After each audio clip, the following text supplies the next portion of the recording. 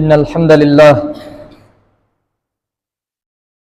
نحمدك ربي ونستعينك ونستغفرك ونتوب إليك ونعوذ بالله من شرور أنفسنا ومن سيئات أعمالنا من يهده الله فلا مضل له ومن يضلل فلا هادي له وأشهد أن لا إله إلا الله وحده لا شريك له وأشهد أن نبينا وسيدنا محمد صلى الله عليه وآله وصحبه أجمعين الذي أرسله بالحق بشيرا ونذيرا وداعيا إلى الله بإذنه وسراجا وقمرا منيرا فإن أصدق الحديث كتاب الله وخير الهدي هدي محمد صلى الله عليه وسلم وشر الأمور محدثاتها وكل محدثة بدعة وكل بدعة ضلالة وكل ضلالة في النار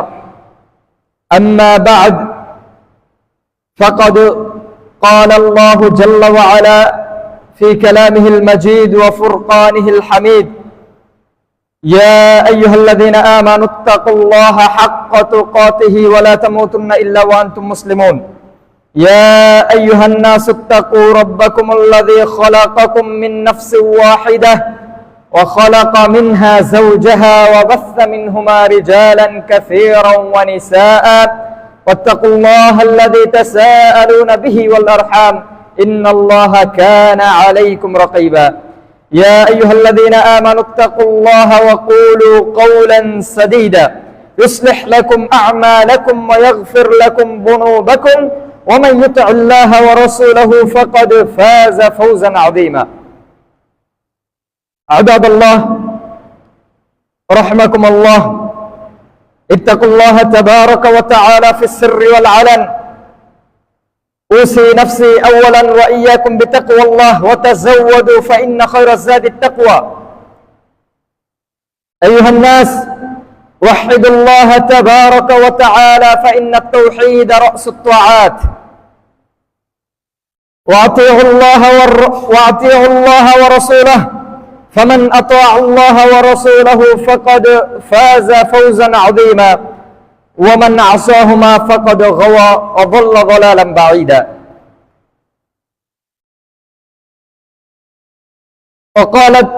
وقال الله تبارك وتعالى في كلامه المجيد وفرقانه الحميد إنما وليكم الله ورسوله والذين آمنوا الذين يقيمون الصلاة ويؤتون الزكاة وهم راكعون وقال الله تبارك وتعالى لا تتخذوا المؤمنون الكافرين أولياء من دون المؤمنين ومن يفعل ذلك فليس من الله في شيء যাবতীয় প্রশংসা যাবতীয় গুণগান যাবতীয় তারিফ সর্বাগ্রে জ্ঞাপন করছি আল্লাহ রাব্বুল আলামিনের নিমিত্তে, যে মহান প্রতিপালক আমাদের সৃষ্টিকর্তা। প্রশংসা জ্ঞাপন করছি সেই মহান প্রতিপালকের জন্য, যে প্রতিপালক আমাদের রিজিক দাতা, যিনি আমাদের পালন কর্তা, হায়াত ও মাউতের মালিক, যে মহান রব আরশের উপরে উঠেছেন, যে মহান রব সর্বাবস্থায় আমাদের কার্যাবলী দেখাশোনা করছেন, যে মহান রব আমাদেরকে এই দুনিয়াতে খলিফা রূপে প্রেরণ করেছেন এবং দুনিয়াতে আমরা যা করব তার প্রতিফল কিয়ামতের মাঠে তিনি আমাদেরকে দিবেন। প্রশংসা জ্ঞাপন করছি সেই মহান রব্বুল আলামিনের জন্য, যে মহান রব প্রত্যেক রাতে প্রথম আসমানে নেমে আসেন, এসে তার বান্দাদেরকে ডাকতে থাকেন, ডেকে বলেন, কে আমার কাছে ক্ষমা চায় আমি তাকে ক্ষমা করে দিব, কে আমার কাছে সাহায্য চায় আমি তাকে সাহায্য করব, কে আমার কাছে কিছু চায় আমি তাকে তা দান করব। প্রশংসা করছি সেই রবের জন্য, যে মহান প্রতিপালক আমাদেরকে জুমার দিনের মতো পবিত্র একটি দিন উপহার দিয়েছেন এবং এই দিনে আমাদেরকে আল্লাহ রাব্বুল আলামিনের বন্দেগী করার উদ্দেশ্যে তার মসজিদে আসার তৌফিক দান করেছেন। সকলেই বলে আলহামদুলিল্লাহ। দরুদ ও সালাম বর্ষিত হোক শান্তির, মানবতার, মুক্তির দূত, সর্বযুগের সর্বশ্রেষ্ঠ মহামানবের প্রতি, যার অক্লান্ত পরিশ্রমে আল্লাহ রাব্বুল আলামিন তার মাধ্যমে তার দিনকে গোটা দুনিয়া ব্যাপী ছড়িয়ে দিয়েছেন, প্রচার এবং প্রসারিত করে দিয়েছেন। দরুদ ও সালাম বর্ষিত হোক সেই মহামানবের প্রতি যিনি সকল নবী এবং রাসূলগণদের সর্দার, যার মাধ্যমে নবুয়তের দরজাকে বন্ধ করে দেওয়া হয়েছে, যার পরে আর কোন নবী বা রাসূলগণ দুনিয়াতে আগমন করবেন না। যে নবী সর্বপ্রথম জান্নাতকে উদ্বোধন করবেন। দরুদ ও সালাম বর্ষিত হোক সেই নবীর প্রতি যার আদর্শ অনুকরণ এবং অনুসরণে রয়েছে মানব জাতির ইহলৌকিন এবং পারলৌকিন সফলতা ও মুক্তির পথ। সকলেই বলি সাল্লাল্লাহু আলাইহি ওয়াসাল্লাম। সম্মানিত সমবেত মুসল্লিবৃন্দ, আজকের এই জুমায় সংক্ষিপ্ত সময়ে কোরআন এবং সুন্নাহকে পুঁজি করে যে বিষয়টির উপরে আলোকপাত করার চেষ্টা করব সেটি হচ্ছে মুমিনরা কাদেরকে বন্ধুরূপে গ্রহণ করবে বা মুমিনরা কাদের সাথে বন্ধুত্ব করবে, মুমিনদের বন্ধু কারা হবে। আল্লাহু ওয়ালিয়ুত তৌফিক। আল্লাহ রাব্বুল আলামিন বলছেন মুমিনদের বন্ধু কারা হবে। পবিত্র কালামুল্লাহর মধ্যে তিনি বলছেন ইন্নামা ওয়ালিয়ুকুমুল্লাহু ওয়া রাসূলুহু ওয়াল্লাযীনা আমানু। মুমিনদেরকে আল্লাহ রাব্বুল আলামিন ইঙ্গিত করে বলছেন মুমিনরা তোমাদের বন্ধু হবে আল্লাহ, তার রাসূল এবং যারা ঈমান এনেছে, ঈমানদার মুমিন তারাই তোমাদের বন্ধু হবে। তার মানে আল্লাহ রাব্বুল আলামিন এই আয়াতে বোঝাচ্ছেন আল্লাহ, তার রাসূল এবং ঈমানদাররা ছাড়া, মুমিনরা ছাড়া কোন বেঈমান, কোন নাস্তিক, কোন মুরতাদ, কোন কাফের, নাসারা, ইহুদি, হিন্দু, বৌদ্ধ, খ্রিস্টান কেউ মুমিনদের বন্ধু হতে পারে না।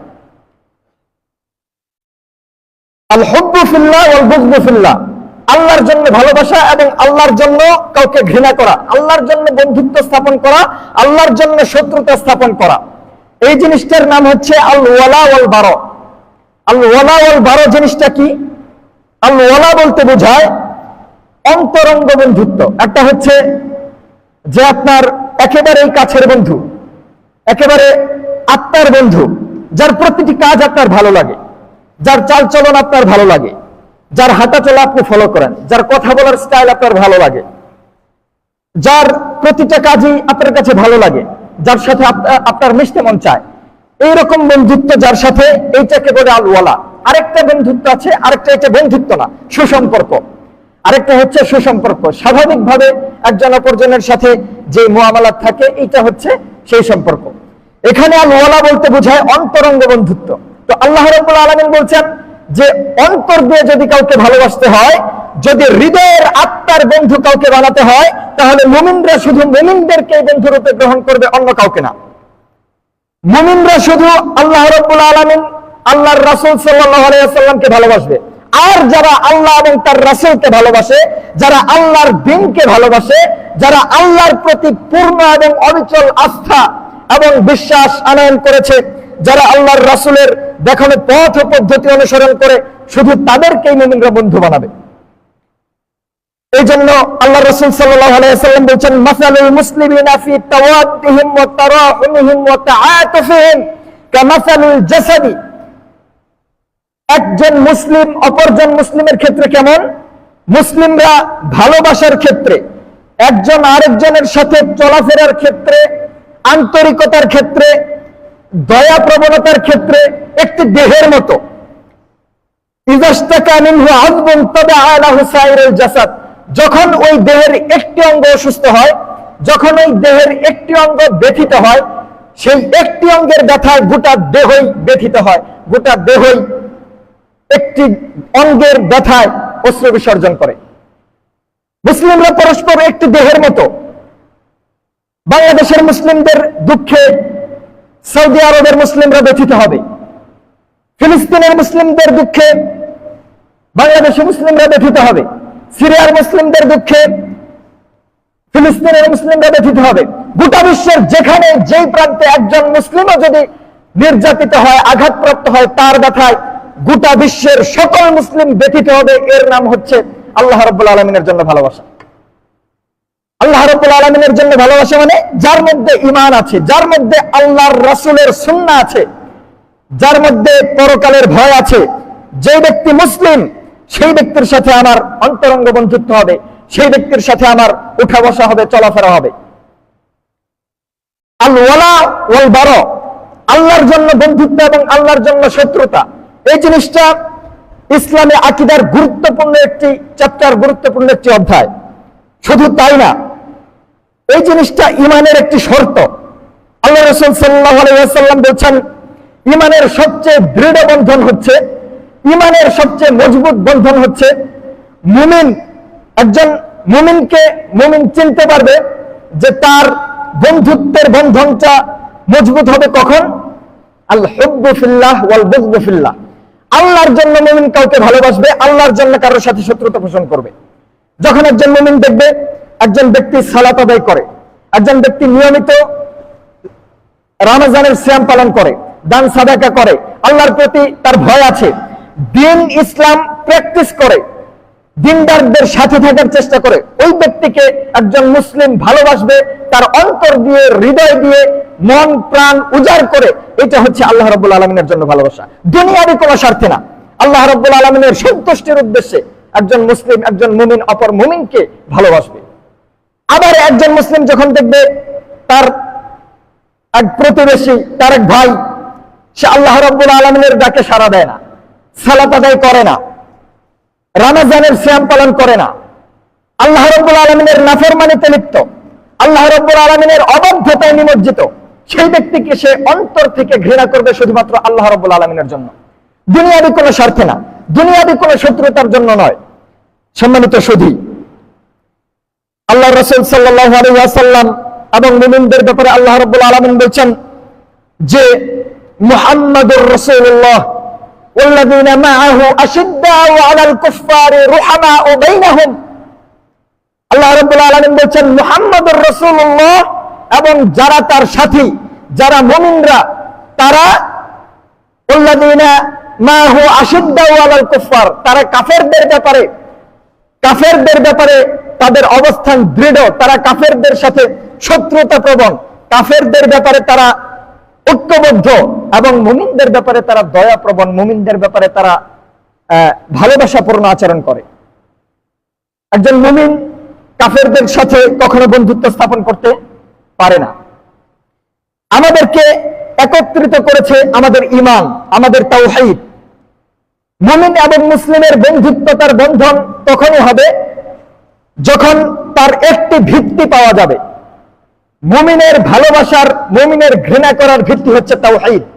যার মাঝে তাওহীদ আছে, যার মাঝে আল্লাহর একত্ববাদ আছে, মুমিন ব্যক্তি সেই ব্যক্তিকে ভালোবাসবে। শুধুমাত্র তাওহীদের কারণে আল্লাহ রাব্বুল আলামিন মানুষকে সম্মানিত করেছেন, শুধুমাত্র তাওহীদের কারণে আল্লাহ রাব্বুল আলামিন মুমিনদেরকে মর্যাদাপূর্ণ করেছেন। আল্লাহ রাব্বুল আলামিন বলছেন যে ওয়ালাকাদ কাররামনা বানি আদম, আমি আদম সন্তানকে সম্মানিত করেছি, আমি আদম সন্তানকে মর্যাদাবান করেছি। আপনি জানেন আদম সন্তানের মর্যাদা কোথায়? আদম সন্তানের সম্মান কিসে?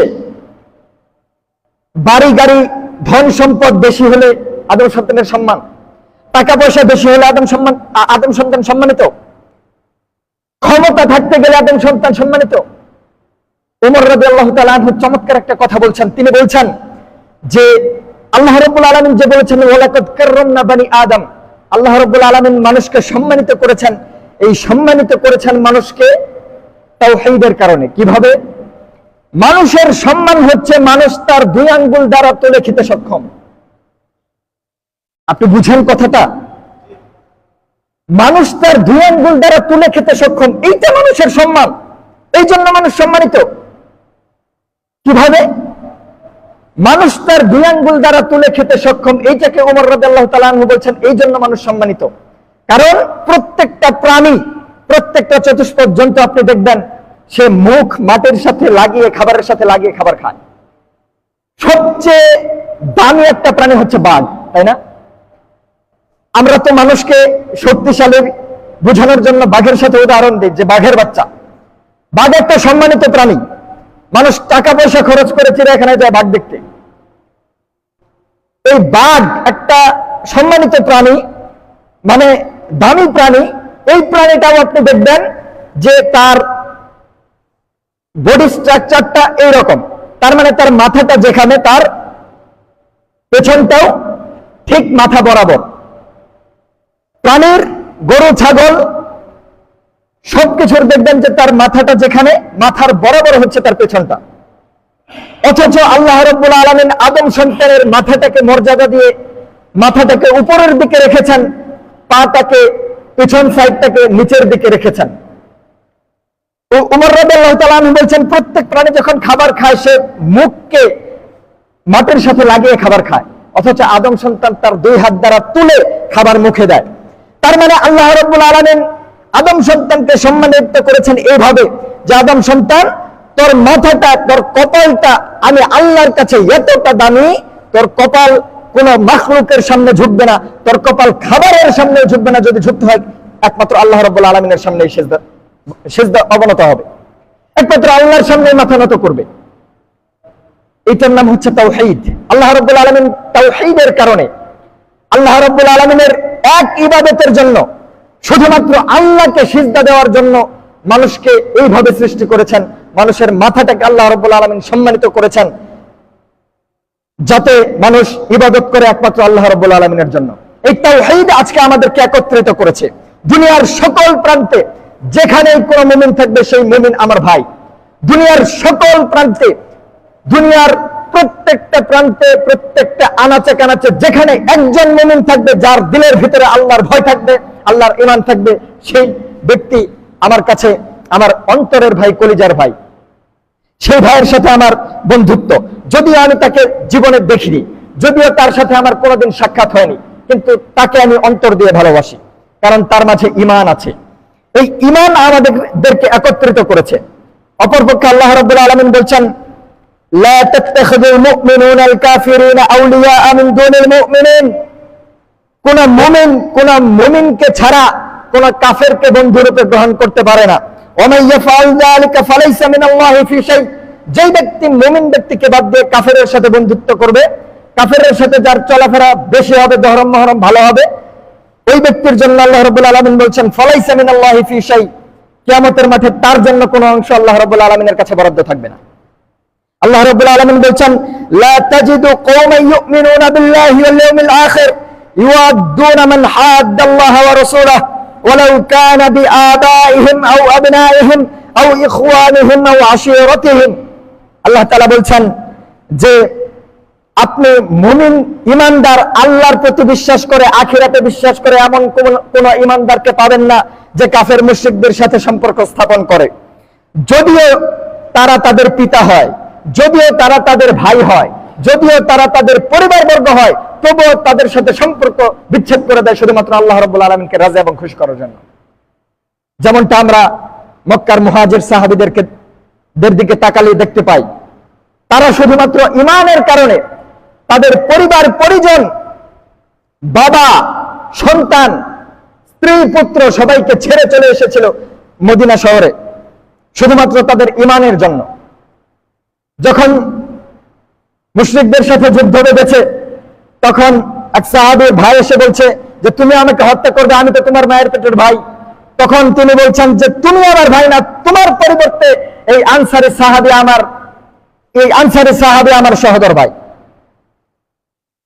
তোমার সাথে যেই দিন ঈমানের গরমিল হয়েছে, তোমার সাথে যখন আমার ঈমান আর কুফরের বিভেদ দেখা দিয়েছে, তখন থেকে তোমার সাথে আমার সম্পর্ক ছেদ হয়ে গেছে, আর যার মধ্যে ঈমান আছে তার সাথে আমি আমার সম্পর্ক তৈরি করে নিয়েছি। সম্মানিত সুধী, আল্লাহ রাব্বুল আলামিন বলছেন, ইয়া আইয়ুহাল্লাযীনা আমানু লা তাত্তাখিযু আবাআকুম ওয়া ইখওয়ানাকুম আউলিয়া ইন ইসতাহাব্বুল কুফরা আলাল ঈমান।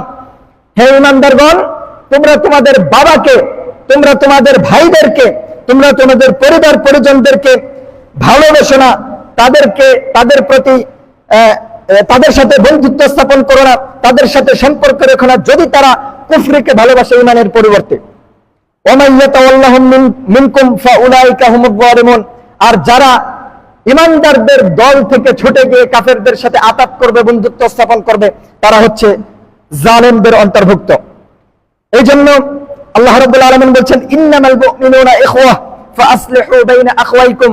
একজন মুমিন আর একজন মুমিনের ভাই, পরস্পরের মাঝে ভ্রাতৃত্বের বন্ধন হচ্ছে অটুট এবং অবিচল। তার সহোদর ভাই যদি কাফের হয়, সেই ভাইয়ের পরিবর্তে একজন অজানা মুসলিম ব্যক্তি, ঈমানদার ব্যক্তি, তার কাছে তার সহোদর কাফের ভাইয়ের চেয়ে বেশি প্রিয়। একটি জায়গায় আমরা ভুল করে ফেলি। আমরা মুসলিমরা অনেক সময় বলে ফেলি যে আমাদের মুসলিমদের মাঝে অনেক ত্রুটি বিচ্যুতি রয়েছে, মুসলিমদের মাঝে অনেক খারাপি রয়েছে, যে খারাপিগুলো দেখে আমরা অনেক সময় মন্তব্য করে ফেলি আমাদের চেয়ে তো হিন্দুরাও ভালো। অনেক সময় অনেকে কিন্তু বলে ফেলে আমাদের চেয়ে খ্রিস্টানরা ভালো। অনেকে বলে ফেলে মুসলিমরা অনেক মিথ্যা কথা বলে, ওজনে কম দেয়, তার চেয়ে হিন্দুরা দেখবেন ভালো, ওদের মধ্যে সত্যতা আছে, ওরা মিথ্যা কথা বলে না, সত্য কথা বলে ব্যবসা করে, এরকম অনেকে বলে ফেলে। কিন্তু আপনি বিশ্বাস করুন, আপনি এটা আপনার মাথার মধ্যে নিয়ে নেন, দুনিয়ার সবচেয়ে নিকৃষ্ট সবচেয়ে খারাপ মুসলিমটাও দুনিয়ার সবচেয়ে ভালো কাফেরের চেয়ে উত্তম। দুনিয়ার সবচেয়ে খারাপ মুসলিমও দুনিয়ার সবচেয়ে ভালো কাফেরের চেয়ে উত্তম, কাফেরের চেয়ে ভালো। এর কারণ কি? এর কারণ হচ্ছে লা ইলাহা ইল্লাল্লাহ, এর কারণ হচ্ছে মুহাম্মদুর রাসূলুল্লাহ। একজন মুমিনের মাঝে লা ইলাহা ইল্লাল্লাহর গুণাবলী আছে, একজন মুমিনের মাঝে মুহাম্মদুর রাসূলুল্লাহ এই বাক্যের স্বীকৃতি আছে। যে ব্যক্তির মাঝে আশহাদু আল্লা ইলাহা ইল্লাল্লাহ ওয়া আশহাদু আন্না মুহাম্মাদুর রাসূলুল্লাহ এই কালিমার সাক্ষ্য আছে, সেই ব্যক্তি যত যাই করুক, যত পাপ করুক, তারপরেও একজন কাফের, একজন বেঈমান, একজন নাস্তিক, একজন হিন্দু, একজন খ্রিস্টান, একজন বৌদ্ধের চেয়ে ভালো। তার কারণ হচ্ছে ঈমান, এর কারণ হচ্ছে তাওহীদ। এই তাওহীদ আমাদেরকে একত্রিত করেছে, এই ঈমান আমাদের মাঝে পারস্পরিক ভালোবাসার বন্ধনকে মজবুত করেছে। অথচ আজকের যুবকদের আইডল কারা? আমরা যদি আমাদের সমাজের যুবক ভাইদের দিকে লক্ষ্য করি, তারা আজকে কাফের মুশরিকদেরকে আইডল বানিয়ে নিয়েছে। তারা আজকে ইহুদি নাসারাদেরকে তাদের জীবনের রোল মডেল বানিয়ে নিয়েছে। কাফের বিধর্মী সেলিব্রিটিদেরকে তারা তাদের মডেল বানিয়ে নিয়েছে। যখন ক্রিকেট বিশ্বকাপ বা ফুটবল বিশ্বকাপ আসে, তখন জিনিসটা অনেকটাই পরিষ্কার হয়ে যায়। আমাদের মুসলিম ভাইদের মাঝে এই ফুটবল বিশ্বকাপ, ফিফা বিশ্বকাপ আর ক্রিকেট খেলা, এইগুলো নিয়ে যত মাতামাতি বাংলাদেশে মুসলিম ভাইদের মাঝে, অনেক সালাফি ভাই আছেন, আহলুল হাদিস দাবি করছেন, তার পেজ থেকে, তার আইডি থেকে তিনি আর্জেন্টিনার সাপোর্টার, ব্রাজিলের সাপোর্টার, অমুক দেশের তমুক দেশের পতাকা ঝুলিয়ে দিচ্ছেন, বাসার ছাদে পতাকা লটকাচ্ছেন, তাদের স্টাইল গ্রহণ করছেন। অনেক এমন ভাই আছে যারা এতটা দেখো আর্জেন্টিনার জার্সি বা ব্রাজিলের জার্সি পরে মসজিদে আসেন সালাত আদায় করতে, মসজিদে অনেককে দেখা যায়। অথচ তারা কি আমাদের ইমানের ভাই? আর্জেন্টিনাকে মুসলিম দেশ, ব্রাজিলকে মুসলিম দেশ, যত ইহুদি খ্রিস্টান নাসারা যা আছে, আপনি যতই তাদেরকে ভালোবাসেন, যতই তাদেরকে মহব্বত দেখান, উপরে উপরে আপনার সাথে যতটাই ভালো থাক, আপনাকে কাছে টেনে নিক, বলুক তোমাদের সাথে আছে, কিন্তু দিন শেষে তারা আপনার ক্ষতি করলে খুশি হবে, আপনার যদি কোনো ভালো হয় তাতে তাদের অন্তরে জ্বালা ধরে যায়। এটা আমার কথা না, আল্লাহ রাব্বুল আলামিন বলছেন, আল্লাহ রাব্বুল আলামিন বলছেন, আল্লাহ রাব্বুল আলামিন বলছেন, ইন তামসাসকুম হাসানাতুন তাসুহুম, যদি তোমাদের কোনো কল্যাণ হয়, যদি তোমরা ভালো কিছু অর্জন করো, তাহলে কাফের মুশরিকরা তারা অন্তর কষ্টে, অন্তর জ্বালায় ভোগে। ওয়া ইন তুসিবকুম সাইয়্যাতুন ইয়াফরাহু বিহা, আর যখন তোমাদের উপরে বালা মুসিবত নেমে আসে, তোমরা কোনো বিপদে পড়ে যাও, তখন তারা অন্তর থেকে খুশি হয়। এটা হচ্ছে বিধর্মীদের বৈশিষ্ট্য, এটা হচ্ছে বেঈমানদের বৈশিষ্ট্য, এটা হচ্ছে ইহুদি নাসারাদের বৈশিষ্ট্য, এটা হচ্ছে মুশরিকদের বৈশিষ্ট্য। অথচ আজকে আপনি অন্তর উজাড় করে মুশরিকদেরকে ভালোবাসেন, অথচ আপনি দলের জন্য জীবন দিয়ে দেন।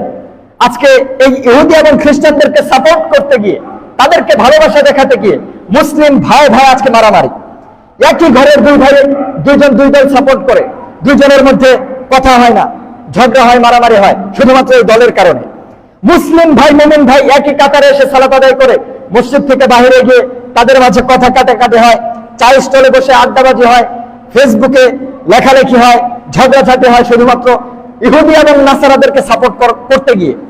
আবার গত বছর বিশ্বকাপের সময় দেখেছিলাম যে এক জায়গায় আর্জেন্টিনা বা ব্রাজিলের কিছু একটা সাপোর্টের জন্য দুয়ার মাহফিল করেছে, যাতে এই দলটা জিতে, বিজয়ী হয়। আফসোস, নাউজুবিল্লাহি মিন যালিক, এর থেকে আফসোস আর কি হতে পারে? আমরা এত অধঃপতনে নেমে গিয়েছি, কাফের মুশরিকদের জন্য দোয়া পর্যন্ত করি। অনেকে আবার ফেসবুকে লিখে দিচ্ছে রাত জেগে তাহাজ্জুদের সালাতে দোয়া করেছে যাতে আমার ভালোবাসার দলটা জিততে পারে। অথচ আল্লাহ রাসূল সাল্লাল্লাহু আলাইহি ওয়াসাল্লাম বলছেন আল মারউ মা'a মান আহাব্বা, কিয়ামতের মাঠে একজন ব্যক্তি তার ভালোবাসার ব্যক্তির সাথেই হাসর নাসর করবে। দুনিয়াতে যদি আপনার ভালোবাসার পাত্র হয় মেসি, দুনিয়াতে যদি আপনার ভালোবাসার পাত্র হয় নেইমার, আরো যত সব খেলোয়াড় আছে, এরা যদি আপনার ভালোবাসার পাত্র হয়, এদের জন্য যদি আপনি দুনিয়াতে সময় বের করেন, এদেরকে সাপোর্ট করতে গিয়ে যদি মুসলিমদের সাথে বিতর্ক করেন, এইটার জন্য কাল কিয়ামতের মাঠে আল্লাহর সামনে জবাব দেওয়ার জন্য রেডি হয়ে থাকেন। আর কিয়ামতের মাঠে আপনার হাসর নাসর হবে তাদের সাথেই, মুমিনদের কাতারে দাঁড়াতে পারবেন না। সম্মানিত সমবেত মুসলিম বৃন্দ, আমাদেরকে সবচেয়ে বেশি ভালোবাসতে হবে আল্লাহর রাসূল সাল্লাল্লাহু আলাইহি ওয়াসাল্লামকে, সবচেয়ে বেশি ভালোবাসতে হবে আল্লাহ রাব্বুল আলামিনকে। তারপরে দুনিয়াতে সবচেয়ে ভালোবাসার পাত্র হতে হলো বিশ্বনবী মুহাম্মদুর রাসূলুল্লাহ সাল্লাল্লাহু আলাইহি ওয়াসাল্লাম। আল্লাহর রাসূল সাল্লাল্লাহু আলাইহি ওয়াসাল্লামকে কতটা ভালোবাসি এটা একটু নিজেরাই যদি নিজেদের দিকে তাকাই তাহলেই বেরিয়ে যাবে। আমরা আল্লাহর রাসূল সাল্লাল্লাহু আলাইহি ওয়াসাল্লামকে উপরে উপরে সবাই ভালোবাসি, সবাই ভালোবাসার দাবি করি, প্রত্যেকেই আশিকে রাসূল বলি আমি আল্লাহর রাসূলকে ভালোবাসি, আল্লাহর রাসূল আমার জীবন, তার জন্য জান কুরবান দিয়ে দিব, তার জন্য মিছিল মিটিং কত কিছুই করি।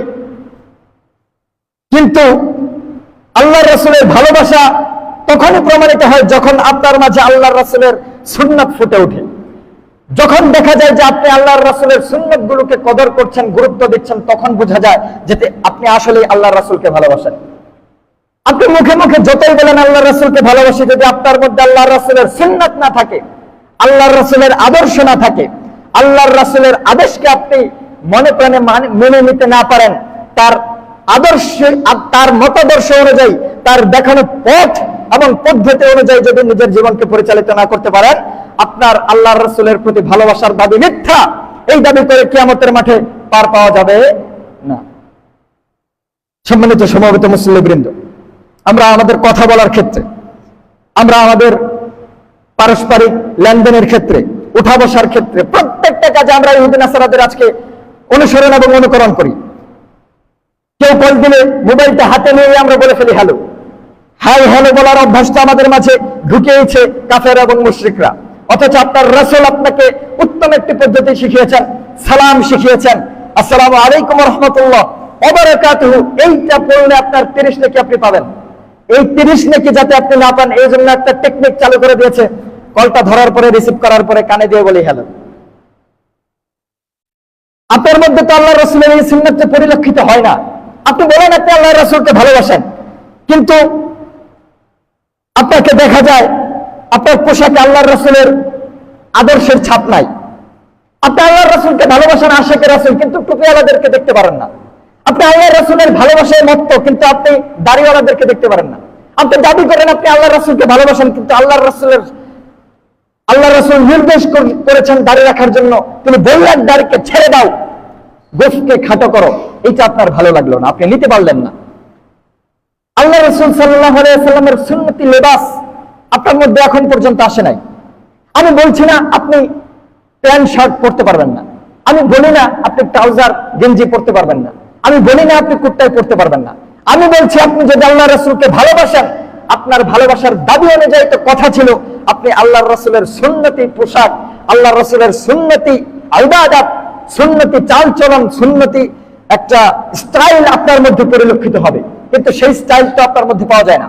আপনি পুরো দমে ফলো করেন পশ্চিমা স্টাইল, আপনি পুরো দমে ফলো করেন ইহুদি এবং খ্রিস্টানদের মডার্ন যুগের যারা আইডল, ইহুদি খ্রিস্টানদের আইডল, তাদেরকে আপনি ফলো করেন। ওই তাদের স্টাইল আপনার কাছে ভালো লাগে। আপনি বলেন আপনি আল্লাহর রাসূলকে ভালোবাসেন, কিন্তু জুমার দিনে আপনি একেবারে ক্লিন শেভ করে, জুমার দিন একটা পবিত্র দিন, আল্লাহর রাসূল বলেছেন দাড়ি ছেড়ে দেওয়া এটা ওয়াজিব, মুসলিমের জন্য দাড়ি কাটা হারাম। আল্লাহর রাসূল দাড়ি কাটার নির্দেশ দিয়েছেন। কেন দিয়েছেন? এইটারও একটা কারণ আছে। আল্লাহর রাসূল নির্দেশ করেছেন কাফের এবং মুশরিকদের, বিধর্মীদের মুখালাফত করার জন্য। তিনি বলেছেন ইহুদিদের মুখালাফত করার জন্য, নাস্তিকদের, খ্রিস্টানদের, বিধর্মীদের মুখালাফত করার জন্য বলেছেন তোমরা দাড়ি ছেড়ে দাও। এটা হচ্ছে মুসলিমের শিয়া, মুসলিমের একটা চিহ্ন, অথচ এই চিহ্ন এখন পর্যন্ত আপনার মধ্যে নাই। জুমার দিন একটা পবিত্র দিন, এই দিন আপনার কাছে হয়ে গেছে ক্লিন সেভ করার দিন। আপনি সুন্দর করে চাকচিক্য ভাবে ক্লিন সেভ করে দাড়ি টাড়ি কেটে তারপরে আতর মাতর লাগিয়ে সে মসজিদে সালাত আদায়ের জন্য আসেন। আপনার তো লজ্জা হওয়া উচিত, এটা তো একটু ভেবে দেখা উচিত যে আপনি আল্লাহর রাসূলের সুন্নাতকে, এবং তার শুধু সুন্নাত না, দাঁড়িয়ে রাখা হচ্ছে ওয়াজিব, আল্লাহর রাসূলের আদর্শকে আপনি বিসর্জন দিয়ে দিচ্ছেন, অথচ আপনার মুখে আল্লাহর রাসূলের ভালোবাসার নাম উচ্চারিত হওয়া যায়। এটা আপনার সাথে বেমানান না? এটা আপনার সাথে যায়? সম্মানিত সমবেত মুসল্লিবৃন্দ, বলছিলাম আজকে আমাদের মাঝে, মুসলিমদের মাঝে, আমি যদিও আপনাদেরকে উদ্দেশ্য করে আপনাদেরকে সম্বোধন করে বলছি, কিন্তু এটা আমাদের সকলের জন্যই, আমাদের গোটা মুসলিম জাতির জন্যই একটা দুর্ভোগের বিষয়। আমরা আজকে আল্লাহ রাসূলের সুন্নাতকে বাদ দিয়ে আমরা বিধর্মীদেরকে ফলো করা শুরু করে দিয়েছি। আল্লাহ রাসূল সাল্লাল্লাহু আলাইহি ওয়াসাল্লাম, আল্লাহ রাসূলের ভালোবাসা কতটুকু হতে হবে আপনাকে বোঝাই। আল্লাহ রাসূল সাল্লাল্লাহু আলাইহি ওয়াসাল্লাম বলছেন, ওমর রাদিয়াল্লাহু তাআলা আনহু আল্লাহ রাসূলের কাছে এসে বললেন, আল্লাহ রাসূল, আমি আপনাকে ভালোবাসি। আল্লাহ রাসূল বললেন, তুমি আমাকে ভালোবাসো? কতটা ভালোবাসো? ওমর রাদিয়াল্লাহু তাআলা আনহু বলছেন, আমি আমার জীবনটা ছাড়া, আমি আমার নিজের জীবন ছাড়া সবচেয়ে বেশি আপনাকে ভালোবাসি, শুধু আমার নিজের জীবনটা ছাড়া। আল্লাহ রাসূল বলছেন, ওমর, এখন পর্যন্ত তুমি আমাকে ভালোবাসতে পারো নাই। তখন ওমর রাদিয়াল্লাহু তাআলা আনহু বলছেন, আল্লাহর রাসূল, আজ থেকে, এখন থেকে আমি আমার নিজের জীবনের চাইতেও, আমার নফসের চাইতেও আমি বিশ্বনবী মুহাম্মদুর রাসূলুল্লাহ সাল্লাল্লাহু আলাইহি ওয়াসাল্লামকে সবচেয়ে বেশি ভালোবাসি। আল্লাহ রাসূল বলছেন, আল আন ইয়া ওমর, ওমর, এইবার ঠিক আছে, এখন তুমি আমাকে ভালোবাসতে পেরেছো। এটা হচ্ছে আল্লাহর রাসূলের ভালোবাসা। আপনি পারবেন আল্লাহর রাসূলের জন্য জীবন কুরবান করে দিতে? আপনি তো বলেন আল্লাহর রাসূলের জন্য জীবন দিয়ে দিব, কিন্তু এখন পর্যন্ত আপনার মাথায় টুপি আসে নাই, এখন পর্যন্ত আপনার মুখে দাড়ি আসে নাই। সম্মানিত মুসলিম বৃন্দ, শুধু তাই না, আমরা আজকে মুসলিমদের দেশগুলোকে ভালোবাসি। মুসলিমদের খাদ্য, মুসলিমদের খাবার, তাদের খাবার তালিকা, দৈনন্দিন রুটিন, এইগুলো আমরা আমাদের নিজেদের জীবনে বাস্তবায়ন করা শুরু করে দিয়েছি। মুসলমানদের দেশকে বাদ দিয়ে আমাদের কারোর যদি টাকা পয়সা হয়, একটু টাকা পয়সা হলেই টাকা পয়সার ফুটানি দেখানোর জন্য আমরা চলে যাই ইউরোপ, আমেরিকায়, একটু বিলাসী জীবনযাপন করার জন্য। আমরা যখন ইউরোপ আমেরিকার নাম শুনি, পাশ্চাত্য পশ্চিমার দেশগুলোর নাম শুনি, তখন আমরা তাদের লাইফস্টাইল দেখে আমরা আত্মবিমোহিতায় ভুগি। আমরা তাদের লাইফস্টাইল দেখে বলে ফেলি, ওয়াও, কি সুন্দর লাইফস্টাইল, একেবারে জান্নাত। তাদের লাইফস্টাইল ফলো করতে চেষ্টা করি। আমাদের টাকা পয়সা হলেই আমরা চলে যাই থাইল্যান্ডে, সুইজারল্যান্ডে সফরের জন্য, ট্যুরের জন্য, ঘোরার জন্য। অথচ টাকা পয়সা হলে ওই ব্যক্তি, যে ব্যক্তি থাইল্যান্ডে গিয়েছে, সুইজারল্যান্ডে গিয়েছে প্রাকৃতিক সৌন্দর্য দেখার জন্য, সেই ব্যক্তির মক্কা মদিনায় যাওয়ার সুযোগ হয় না, মক্কা মদিনায় যাইতে মন চায় না। একটু টাকা পয়সা হলেই আপনি মনে করেন আপনার জীবনের সফলতা, আপনি মনে করেন যে আমেরিকায় ইউরোপে সেটেল হয়ে যাওয়ার নামে সফলতা। আপনি মনে করেন ওই দেশে যাইতে পারলেই সফল, ওই দেশে গিয়ে তাদের সাথে মিশতে পারলেই সফল, ওই দেশে গেলে ওদের সাথে একটু মেলামেশা করলে, ওই লাইফ, লাক্সারি লাইফ লিড করলে, তাদের মতো একটু লাল পানি সেবন করলে, ড্রিঙ্কস একটু হালকা পাতলা আর কি, মডার্ন আধুনিক যুগের সাথে তাল মিলে যা করা যায় আর কি। ইসলাম তো সেকেলে হয়ে গেছে, ইসলাম তো পুরাতন কথা বলে, ইসলাম তো মানুষকে গরিবী শিক্ষা দেয়। এদেরকে দিয়ে কি হবে? সুন্দর উন্নত দুনিয়ার দিকে আপনার চোখ, সবুজ সবল মাঠ আপনাকে হাতছানি দিয়ে ডাকে, মনটা চায় তাদের সাথে গিয়ে মিশি, তাদের সাথে যায়ও। আজকে অনেক ভাই যদি মনে করে যে দাড়িটা রাখলে আমেরিকার ভিসা যদি বন্ধ হয়ে যায়, যদি ইসলামী লেবাস পোশাক পরিধান করলে আপনার ইউরোপের ভিসা যদি বন্ধ করে দেয়, যদি জঙ্গি বলে আখ্যায়িত করে, এজন্য আপনি মুখে দাঁড়িয়ে রাখেন না। অথচ আপনি টাকা পয়সার জন্য, দুনিয়ার লোভ লালসার জন্য আপনার ঈমানকে বিসর্জন দিয়ে দিচ্ছেন। আল্লাহর রাসূল সাল্লাল্লাহু আলাইহি ওয়াসাল্লামের অবস্থা কি ছিল আপনি জানেন? আপনি তো মুসলিম, নিজেকে মুমিন বলে দাবি করেন, আল্লাহর রাসূলের অবস্থা কি ছিল আপনি জানেন? আল্লাহ রাসূল সাল্লাল্লাহু আলাইহি ওয়াসাল্লাম মারা যাচ্ছেন, মৃত্যু যন্ত্রণায় কাতরাচ্ছেন, তিনি বারবার অজ্ঞান হয়ে যাচ্ছেন। জ্ঞান ফেরার পরে তিনি আয়েশা রাদিয়াল্লাহু তাআলা আনহাকে বলছেন, আয়েশা, ঘরে কি কিছু আছে? আয়েশা রাদিয়াল্লাহু তাআলা আনহা বলছেন, ঘরে 7 দিরহাম আছে, 7টা দিরহামের বেশি আমাদের ঘরে আর কিছু নাই। আল্লাহর রাসূল অজ্ঞান হয়ে গেলেন। জ্ঞান ফেরার পরে উঠে আবার প্রশ্ন করছেন আয়েশা। আল্লাহ রাসূল বলছেন, আয়েশা ওই 7টা দিরহাম দান করে দাও। আল্লাহ রাসূল বলছেন, ওই 7টা দিরহাম দান করে দাও, সাদাকা করে দাও। যখন আল্লাহর রাসূলের মৃত্যুবরণ হয়, আল্লাহর রাসূল মারা যায়, তখন আয়েশা রাদিয়াল্লাহু তাআলা আনহার বছর 18 বছর। আয়েশা রাদিয়াল্লাহু তাআলা আনহার বয়স কত? 18 বছর। আল্লাহর রাসূলের যারা স্ত্রী, তারা হচ্ছে উম্মাহাতুল মুমিনিন, মুমিনদের মা। তাদের পরে, আল্লাহর রাসূলের পরে তাদেরকে অন্য কেউ আর বিবাহ করতে পারবে না। অন্যদের জন্য তারা বিবাহ করা হারাম। আপনি বুঝেন, একটা নারীর বয়স মাত্র 18 বছর, তার স্বামী মারা যাচ্ছে, এরপরে সে জানে নিশ্চিত কেউ তাকে বিবাহ করবে না, তার একাই পুরো জিন্দেগিটা পার করে দিতে হবে। ঘরে আছে মাত্র 7টা দিরহাম। আল্লাহর রাসূল বলছেন, আয়েশা এই 7টা দিরহাম সাদাকা করে দাও, দান করে দাও। আল্লাহর রাসূল অজ্ঞান হয়ে গেলেন। হুঁশ ফেরার পরে আবার বলছেন, আয়েশা 7 দিরহামকে দান করেছো? আয়েশা রাদিয়াল্লাহু তাআলা আনহা বলছেন, এখনো দান করে নাই। আল্লাহর রাসূল বলছেন, দান করে দাও। তিনি আল্লাহর রাসূল, সর্বযুগের সর্বশ্রেষ্ঠ মহামানব, মারা যাচ্ছেন খালি হাতে, তার ঘরে 7টা দিরহাম আছে, তাও দান করে দিতে বলছেন। আপনি হয়তো চিন্তা করবেন যে তিনি আল্লাহর রাসূল, তার মতো কি আমরা হতে পারবো? আমাদের তো টাকা পয়সার দরকার আছে, বাড়ি গাড়ির দরকার আছে। আছে, ঠিক আছে। আল্লাহর রাসূল শুধু নিজের জন্য না, আল্লাহর রাসূল দোয়া করছেন, আল্লাহুম্মা জাআল রিজকা মুহাম্মাদিন ওয়া আলি মুহাম্মাদ কুতা।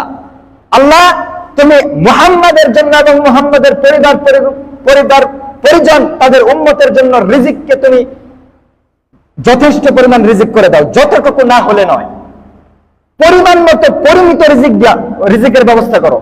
আল্লাহ রাসূল এই দোয়া করেন নাই যে আল্লাহ তুমি আমার উম্মতকে, আমার পরিবারকে অঢেল রিজিক দান করো। তিনি বলেছেন পরিমাণ মতো রিজিক দান করার কথা। সুতরাং একজন মুমিন, একজন মুসলিমের চিন্তা চেতনা থাকবে ইসলামের খিদমতের উদ্দেশ্যে, চিন্তা চেতনা থাকবে কিভাবে আল্লাহর জান্নাত লাভ করা যায়, কিভাবে আখিরাতটাকে সুন্দর করা যায়। সে দুনিয়ার চাকচিক্যের দিকে ধাবিত হবে না। সম্মানিত সুধী, শুধুমাত্র এতটুকুর মধ্যে সীমাবদ্ধ না। আজকে আমাদের শিক্ষা ব্যবস্থা থেকে শুরু করে আমাদের স্বপ্ন, আমাদের জীবনের লক্ষ্য, সবকিছু ক্ষেত্রে আমরা বিধর্মীদেরকে ফলো করি। উমর রাদিয়াল্লাহু তাআলা আনহু ক্যালেন্ডারকে, আপনার হিজরি সাল বাদ দিয়ে যে ক্যালেন্ডার আছে, খ্রিস্ট সালের ক্যালেন্ডার, ইংরেজি ক্যালেন্ডার যেটা আমরা ব্যবহার করি, এই ক্যালেন্ডারকে তিনি ছিঁড়ে ফেলে দিয়েছিলেন। কেন ছিঁড়ে ফেলে দিয়েছিলেন? তিনি বলেছিলেন, এটা বিধর্মীদের দিন গণনার হিসাবে এটা আমরা গণনা করব না। হিজরি সন তিনি চালু করেছেন, হিজরি সন গণনা করতে নির্দেশ দিয়েছেন। অথচ আজকে যদি আমরা মুসলিমদেরকে জিজ্ঞাসা করি আজকে কোন মাস, আরবি কোন মাস চলে, আমরা অধিকাংশ মানুষ বলতে পারবো না। আজকে আরবি মাসের কত তারিখ চলে, আমরা অধিকাংশ মানুষ বলতে পারবো না। আজকে যে আরবি মাসে সফর মাস চলছে, সফর মাস শেষ হচ্ছে, এটা অনেকে জানেই না।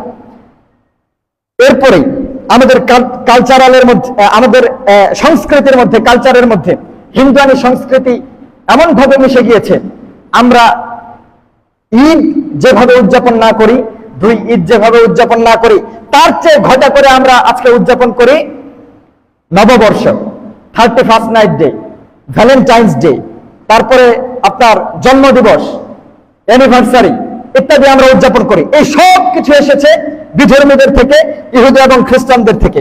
আজকে আমাদের নামগুলো হয়ে গেছে ইহুদি এবং খ্রিস্টানদের মতো। আমরা আমাদের নাম পাল্টে রাখছি ডেভিড, আমাদের নাম রাখি স্টিভ, আমাদের নাম রাখি আকাশ, বাতাস, জন, রনি, টনি ইত্যাদি। অথচ এইটা কোনো মুসলিমের নাম হতে পারে না। আমাদেরকে ইহুদি এবং বিধর্মীদের ছোঁয়া এমন ভাবে আমাদের মাঝে লেগেছে, আমরা অনুসরণ করতে করতে, তাদের লাইফস্টাইল অনুসরণ করতে করতে, তাদের দাসত্ব করতে করতে, গোলামি করতে করতে, এখন তাদেরকে শুধুমাত্র সিজদা দেওয়া বাকি। তাদের সাথে আতাত করতে করতে আমরা আমাদের নিজেদের শেয়ারকে ভুলে গিয়েছি। আমরা ভুলে গিয়েছি যে আমাদের একটা স্বকীয়তা আছে, আমাদের একটা নিজস্বতা আছে, আমাদের একটা উজ্জ্বল সোনালী অতীত আছে, আমাদের একটা গৌরব আছে। আমরা মুসলিম বীরের জাতি, যে জাতি এক সময় গোটা বিশ্ব শাসন করেছে, এটা আমরা ভুলে গিয়েছি। আমরা ভুলে গেছি আমাদের মাঝেই এসেছিলেন উমর রাদিয়াল্লাহু তাআলা আনহুর মতো মহান চরিত্রের অধিকারী নেতা। আমরা সেই সব কথা আজকে ভুলে গিয়েছি। ভুলে গিয়ে ইহুদি খ্রিস্টানদের পায়ে নত হতে হতে আজকে গোটা বিশ্বের মুসলিমদের পিঠ দেওয়ালে ঠেকে গিয়েছে, মার খাওয়া ছাড়া উপায় নাই। আল্লাহ রাব্বুল আলামিন আমাদেরকে বুঝার তৌফিক দান করুন, আমিন। বারাকাল্লাহু লানা ওয়া লাকুম ফিল কুরআনিল আযীম ওয়া নাফা'না ওয়া ইয়্যাকুম বিল আয়াতি ওয়ায যিকরিল হাকীম ইন্নাহু তাআলা জাওয়াদুন কারীম মালিকুন বাররুন রাউফুর রহিম।